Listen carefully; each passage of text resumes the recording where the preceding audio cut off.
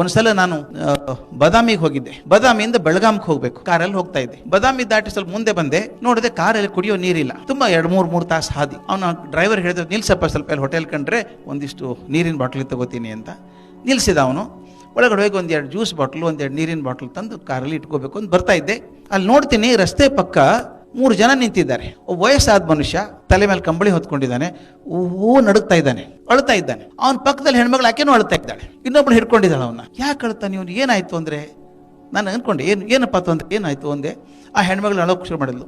Sir ನಮ್ಮ ಅಪ್ಪ sir, ಇವರು ಜ್ವರ ಬಂದಿದೆ, ತುಂಬ ಒದ್ದಾಡ್ತಾ ಇದ್ದಾರೆ ಸರ್, ಊರಿಗೆ ಹೋಗ್ಬೇಕು ಸರ್. ನಾವು ಎಲ್ಲಿಗೆ ಹೋಗ್ಬೇಕು?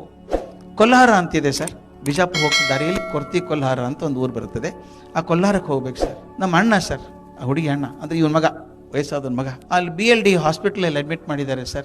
ಡಾಕ್ಟರ್ ಇದಂತೆ ಬದುಕಲ್ಲ, ಮನೆಗೆ ಕರ್ಕೊಂಡು ಹೋಗಿ ಅಂದಿದ್ದಾರೆ. ಬೆಳಗ್ಗೆ ಮನೆಗೆ ಕಳಿಸ್ಬಿಟ್ಟಿದ್ದಾರೆ ಸರ್. ನಮ್ಮ ಅಣ್ಣ ಎಷ್ಟೊತ್ತಿರ್ತಾನೋ ಗೊತ್ತಿಲ್ಲ ಸರ್, ಏನು ಸತ್ತು ಹೋಗ್ತಾನೆ. ಅವ್ನು ಸಾಯೋದ್ರಲ್ಲಿ ನೋಡ್ಬೇಕು ಅಂತ ನಮ್ಮ ಅಪ್ಪನ ಆಸೆ ಸರ್. ಅಲ್ಲಿ ಹೋಗ್ಬೇಕಾದ್ರೆ ಹೆಂಗೆ ಹೋಗ್ಬೇಕು ಗೊತ್ತಿಲ್ಲ ಸರ್ ನಮಗೆ ಅಂತ ಅಳ್ತಾ ಇದ್ರು. ಅಪ್ಪ ಒಂದು ಅಳ್ತಾನೆ, ಬರೀ ಅಳ್ತಾನು.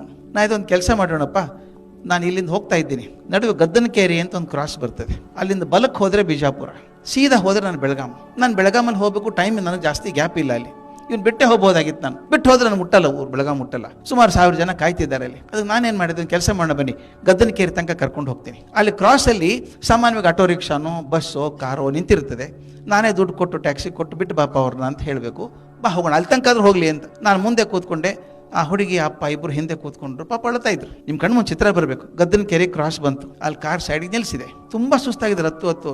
ನೋಡ್ತೀನಿ ಒಂದು ಆಟೋ ರಿಕ್ಷಾ ಇಲ್ಲ, ಒಂದು ಕಾರ್ ಇಲ್ಲ, ಏನೂ ಇಲ್ಲ ಅಲ್ಲಿ ಬೇಕು. ಏನ್ ಮಾಡೋದಪ್ಪ, ಅರ್ಧ ದಾರಿ ತಂದ್ಬಿಟ್ನಲ್ಲ ಅವ್ರು ನಾನು ಅಂತ ಹೇಳಿ, ಇರ್ಲಿ ಅಂತ ಹೋಟೆಲ್ ಹೋಗಿ 2 ಗ್ಲಾಸ್ ಟೀ ತೊಗೊಂಬಂದೆ ಅವ್ರಿಗೆ, ಕುಡೀರಿ ಅಂತ. ಬ್ರೆಡ್ ಬನ್ ಕೊಟ್ಟೆ, ಸ್ವಲ್ಪ ಸಮಾಧಾನ ಆಗಲಿ ಅಂತ. ಅಷ್ಟೊತ್ತಿಗೆ ಒಂದು ಕಾರ್ ಬಂದು ನಿಂತ್ಕೊಂತ ಮುಂದೆ. ಕಾರಲ್ಲಿ ಒಬ್ಬ ತರುಣ, ಒಬ್ಬ ಹೆಣ್ಮಗಳು, ಒಂದು ಪುಟ್ಟ ಮಗು, ಗಂಡ ಹೆಂಡತಿ, ಒಂದು ಪುಟ್ಟ ಮಗು, 1.5-2 ವರ್ಷದ ಮಗು. ಅವರು ಟೀ ಕುಡಿದ್ರು. ನಾನು ಓಡಾಡ್ತಿದ್ನಲ್ಲ, ಹುಡುಗ ಕೇಳ್ದ, ಸರ್ ಏನಾದರೂ ಪ್ರಾಬ್ಲಮ್ ಇದೆಯಾ ಅಂತ ಕೇಳಿದ. ಯಾಕೆ ಹೇಳ್ತೀನಿ ಅಂದರೆ, people sense the problem with others. We think that people are insensitive. It is not so. If you earnestly feel, people will respond to you. ಏನು ಸರ್ ಅಂತ. ನಾ ಹಿಂಗಾಗಿದೆಯಪ್ಪ, ಕೊಲ್ಲಾರಕ್ಕೆ ಹೋಗಬೇಕು, ನನಗೆ ಹಿಂಗೆ ಬೆಳಗಾವಿಗೆ ಹೋಗಬೇಕಾಗಿದೆ, I am looking for any taxi ಸಿಕ್ಕರೆ ಕಳಿಸೋಣ ಅಂತ ಮಾಡಿದ್ದೆ ಅಂತ.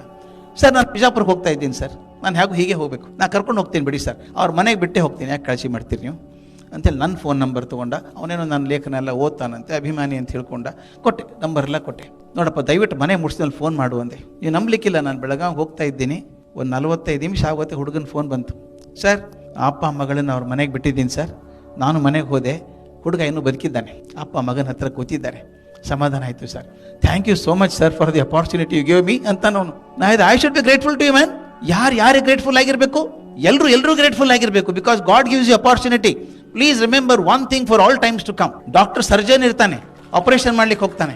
ಆ ಸರ್ಜನ್ ಮಾಡುವಾಗ ಆ ಟ್ರೇದಲ್ಲಿ ನರ್ಸ್ ಒಂದು 20 ಸ್ಕಾಲ್ಪೆಲ್, ಒಂದು 20 ಫೋರ್ಸೆಪ್, ಏನೇನು ಇಟ್ಟಿರ್ತಾರೆ, 108 ಸಾಮಾನು ಇರ್ತದೆ. 108 ಬಳಸಲ್ಲ ಡಾಕ್ಟ್ರು. ಆ ಗಾಯ ನೋಡ್ತಾರೆ, ಅದೇನು ಬೇಕು, ಇದು ಬೇಡ ಅದು ಕೊಡು, ಇದು ಬೇಡ ಅದು ಕೊಡು ಅಂತ ಹೇಳಿ ಯಾವ್ದು ಬೇಕೋ ಒಂದು 10 ಇನ್ಸ್ಟ್ರೂಮೆಂಟ್ ತೊಗೊಂಡು ಆಪರೇಷನ್ ಮಾಡಿ ಮುಗಿಸ್ತಾರೆ ಅಲ್ವಾ. ಈ 106 ಇನ್ಸ್ಟ್ರೂಮೆಂಟಲ್ಲಿ ನಿಜವಾಗ್ಲೂ ಬಳಕೆ ಆದದ್ದು 10-12 ಅಷ್ಟೇನೆ ಅಲ್ವಾ. So those instrument should be grateful to God. They served him for a right cause. ನಾವು ಹಾಗೇನೆ 108 ಜನ ಇದ್ದಾರೆ, ಅದು ನನಗೊಂದು ಅವಕಾಶ ಸಿಕ್ತಲ್ಲ, ನನಗೆ ಅವಕಾಶ ಮಾಡೋದಕ್ಕೆ, ಸೇವೆ ಮಾಡೋದಕ್ಕೆ ಅಂದಾಗ, thank God you picked me up as the right instrument. ಅದರಿಂದ ಆ ಮನಸ್ಸು ಇಟ್ಕೊಂಡು ಹೋದರೆ you can become a great trainer.